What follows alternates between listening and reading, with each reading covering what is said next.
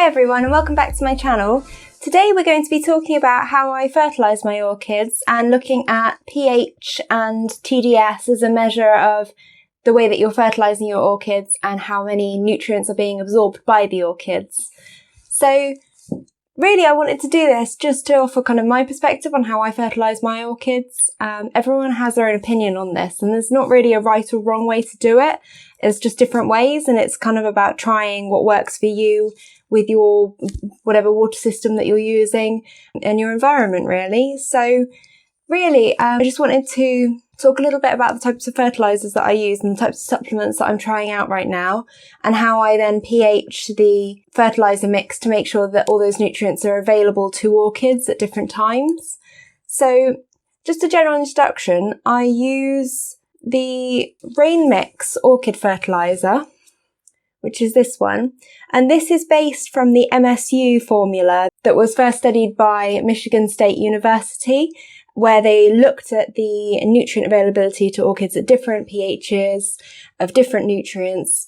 And they also looked at the level of phosphorus and how that affected orchid blooming, because we have the classic kind of low phosphorus grow mixes, high phosphorus bloom mixes, and they actually found that there wasn't much difference in the way that the orchids bloomed and that it was better to feed a balanced nutrient solution all year round and that you got an equivalent bloom and potentially better growth than the classic grow and bloom fertilisers.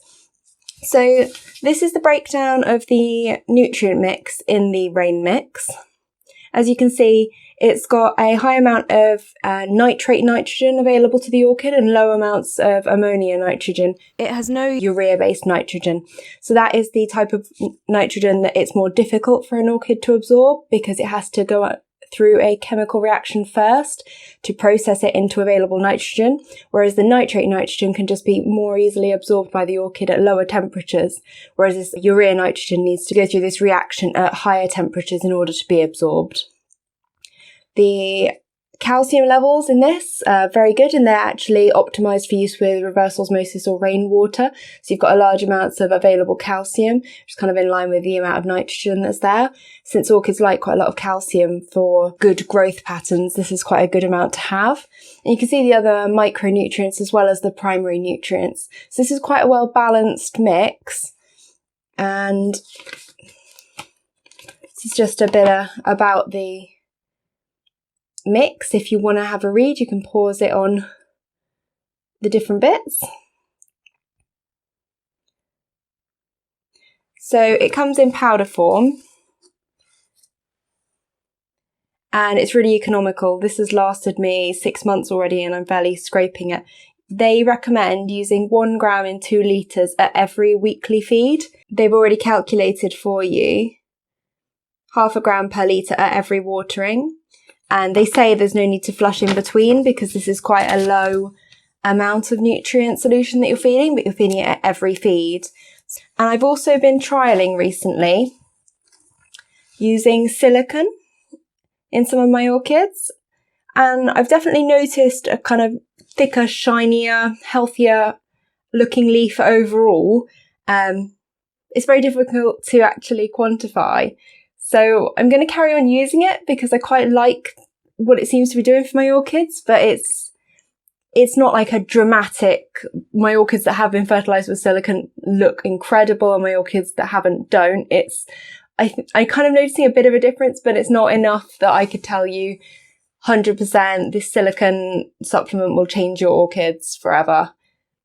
It won't, but I like adding it to the orchid mix.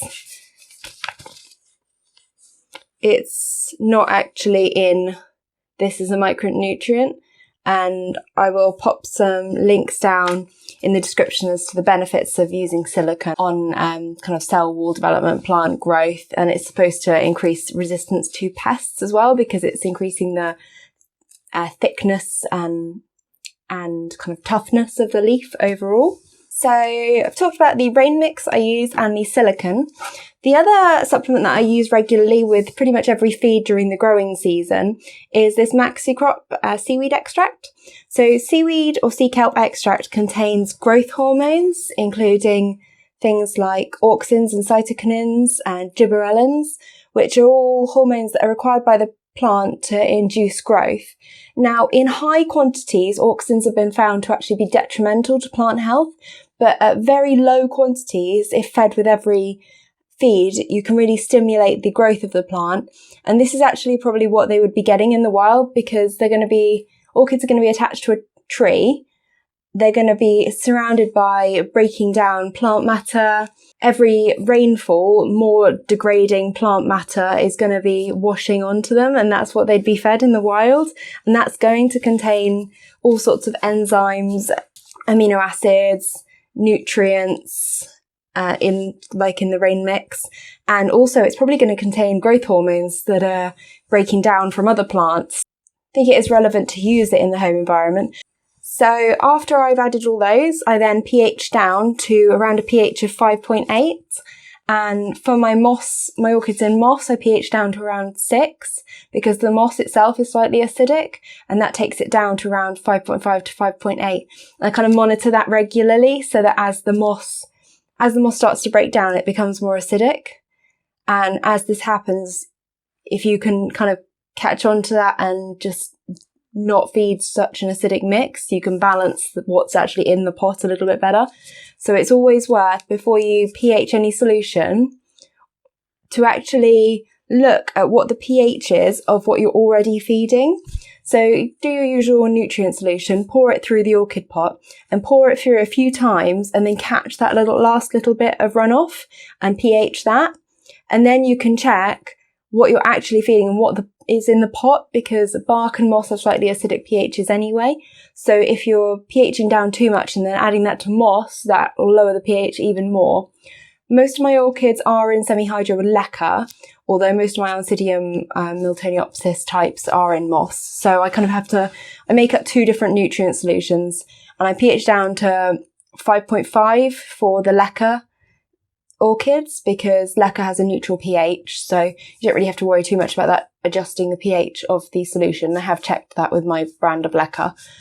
The moss, however, does have an acidic pH, so you don't need to pH down quite so much.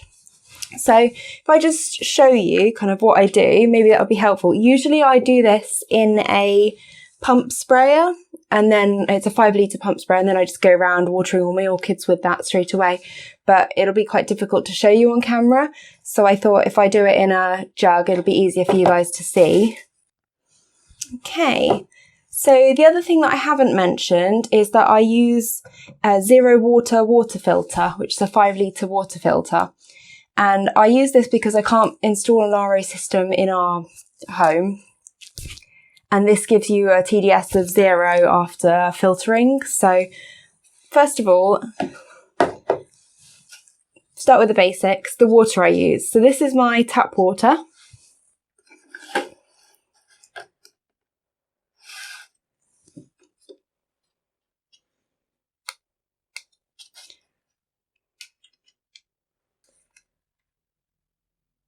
So our tap water has a pH of around 7.4 and a TDS of 262 parts per million. So that's quite high. It's definitely not as high as some tap water in the UK for the parts per million, but it's a bit higher than what you'd want to feed an orchid. And after filtering, we have a total parts per million of 6 parts per million, down from over 260, and a pH of 4.4-ish. So the reason that this isn't giving me a 0 parts per million reading and a lower pH is because at the moment the water filter needs changing. Now, this water filter is actually quite clever, because as it starts to become less efficient, what it actually does is, to tell people that it's becoming less efficient, it changes the acidity of the water. My filter's been in use for about 6 months, and you can see that the parts per million has gone in that time from 0 parts per million when I first got it, which I'll flash up on screen, to 6 parts per million. So for me, that's still acceptable for using for orchids. The manufacturers at this stage for drinking water say to change your filter, but I'm quite happy with water up to around 20 parts per million. So I'm absolutely fine with using this for quite a lot longer than maybe what the manufacturer would recommend. And you can see the acidity is obviously, that could cause a problem. But what I do is I'm mixing with RainMix and I'm adding silicon. And the silicon actually increases the pH, which is then with the combination of the RainMix and nutrients increasing the pH slightly and the silicon increasing the pH, I then will probably still need to pH down at the end of this. So we start off with the silicon, and I'm doing that because the way this silicon works, you have to put it into pure water. If you put it in after your nutrient solution, it kind of crashes out of solution and balls up. It doesn't go into solution very easily. So with this, they say to add 1 ml per 2 litres, increasing to 1 ml per litre in soft water areas. So this would count as soft water because it has a low total dissolved solute content. So we will use 1 ml per litre of this.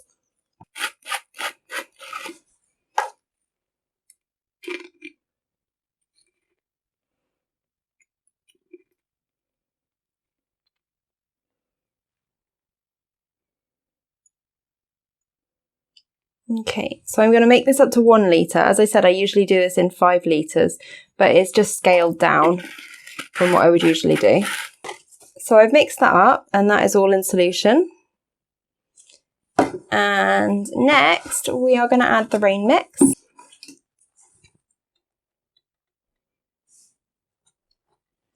So we're at 80 parts per million after the silicon's been added. And obviously this isn't diluted up to 1 litre yet, it's still at about 500 ml. So in a litre, we're looking at 40 parts per million. So then we're going to add our RainMix. And this says 1 gram in 2 litres, and they give you a little spoon inside, which is 1 gram. So we want half of this in 1 litre. And it's worth noting that I'm using this all at room temperature, which at the moment my thermometer is telling me is 25 degrees Celsius. I always have water in this water filter so I can mist, or if I've always got water on tap that way if I need to water something urgently. So this means that the temperature stays constant. So that's important because your parts per million readings will increase as temperature increases. So this is a combination of factors. As you increase the temperature, you're increasing the electrical conductivity of the solution, and you're also causing more molecules to dissociate in solution. So molecules that are large would then maybe break apart and you'd get a higher parts per million reading. So it's important, whatever temperature you measure your nutrients at, you always do it at the same. Otherwise your nutrient solutions are going to fluctuate. So I think room temperature is a pretty standard, good one to do. Okay, so that's all dissolved. And then I'm scaling this down. So usually I add 10 ml in 5 litres of this, which is a lower dose. It's not as much as, for example, mature plants, they recommend 45 ml in 9 litres. So that's like 25 ml in 5 litres roughly. So I add half of that.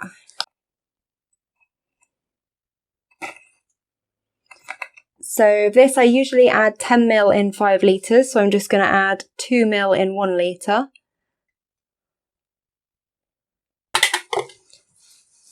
And then we're just going to fill that up to 1 litre.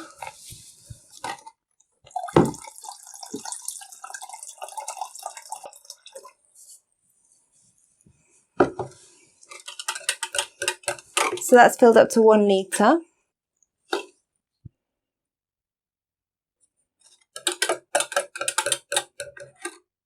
And at 1 litre, we've got a reading of 300 parts per million. And that's including the fertiliser solution, the seaweed extract, which although it doesn't contain any nutrients as such, so I'm not really sure if you should be counting it towards your TDS. It probably still contains some what you would call salts. It depends what they are, but they may contribute to root burn. But because I don't know, I don't like really to go over 300 parts per million. and the silicon's in there as well. So that's my total nutrient solution. And if we just check the pH, it's around 6.6. So now we want to pH down. So this is just a pH adjuster that I've bought on Amazon, and it's quite concentrated, so you need to be quite careful while using it. So gloves, and I will make sure not to splash any on my bare skin. Usually I would do this in long sleeves. This isn't my usual watering day. I went to film this on Saturday, which is my usual watering day, and unfortunately my pH meter stopped working, so I had to buy another one very quickly. So this is very concentrated. So we just want to do it a drop at a time. The pH can go very quickly.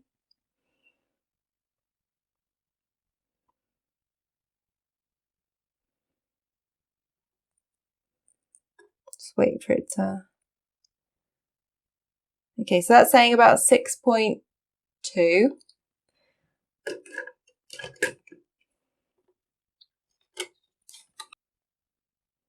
Okay, and we're now at 5.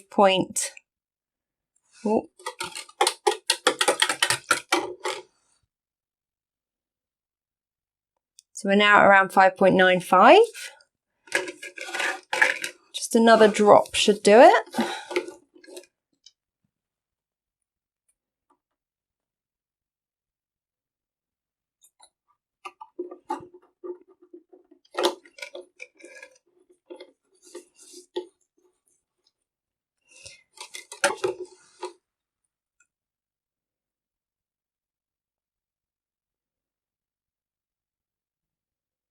Okay, so we're now at around 5.8, which is kind of the ideal pH for nutrient absorption in orchids. I will put a pH and nutrient availability chart up on screen, and you can see that the around 5.86 is kind of the optimal nutrient absorption for most of the primary nutrients. Now, some of the micronutrients do need a higher pH for absorption, as you can see. And to get around this, although I don't think there are many studies on this in orchids, but what I like to do is maybe one watering out of 4, so every 3 weeks or so, I like to feed a higher pH, so around a pH of between 7 and 8. I'm not too exacting with it, but I usually kind of try and aim for around a pH of 7.5, so it's not too alkaline. And this way I feel like it gives the orchids an opportunity to absorb some of those micronutrients that they're maybe not absorbing at the lower pHs. But all those main essential nutrients are absorbed at the lower pH ranges more optimally. Now, the relevance is that pH is the logarithmic concentrations of hydrogen ions in solution. So acidic pHs have higher number of hydrogen ions in solution, and alkaline pHs have a higher number of hydroxide ions in solution. Now, hydrogen ions have a positive charge and hydroxide ions have a negative charge. So all of the nutrients that we're feeding an orchid will have a point at which they're at a neutral charge, and at this neutral charge, they're not able to dissolve in solution, so they come out of solution partially, and this means that they're not available for the orchid to absorb. Now, this varies, as you can see, for different nutrients, and what we want to do is increase or decrease the pH to match that nutrient's best solubility in solution so that the orchid is best able to absorb this. Now, in nature, orchids would be fed with rainwater and runoff from trees with debris and breaking down plant matter. That sort of thing would all provide the nutrients that they require. And the rainwater would be at a slightly acidic pH, or around pH 6. Now, rainwater is acidic because as it is dropping from clouds, it picks up dissolved carbon dioxide. So it has carbonic acid dissolved in it. So this is what gives rainwater that acidic pH. If we're feeding nutrients at a higher pH when they're actually absorbed best at a lower pH because they're dissolved in solution the best, that means that their orchid isn't going to be getting all of those essential micronutrients or primary nutrients, depending on the pH that you're feeding at. Now, this might not be immediately detrimental to the orchid. It's not going to straight away kill them. But over time, you might notice that your orchid's just not thriving. And I think that's the major difference that I've noticed, is the growth of my orchids has increased quite a lot. And it's nothing dramatic. It's not like one day I just noticed that all of my orchids were growing so much better since I started pHing. It takes a while for you to kind of notice the difference. But I think after you've done it for a while, you'll notice the difference and you won't really want to go back. But whatever works for different people in different situations, I'm definitely of the opinion that there's no one single right way to do things, and we kind of have to just go along and try new things and find things that we like to do and that the orchids respond well to, and go with what works for us. So I just wanted to show you what I do and give you a bit of an explanation for that, and then you can kind of decide whether that's something that you're interested in and want to look into more, or whether your current method is absolutely fine and you're not interested in looking into it more. And that's absolutely fine, because we're all kind of just looking for the best way that we can keep our orchids in our environments. So I hope that this has helped you today. Leave me a comment down below if you've got any questions at all. And if you enjoyed this video, then do give it a like or subscribe to my channel if you want to see more regular orchid updates. And thanks so much for watching this. I'll see you guys later. Bye!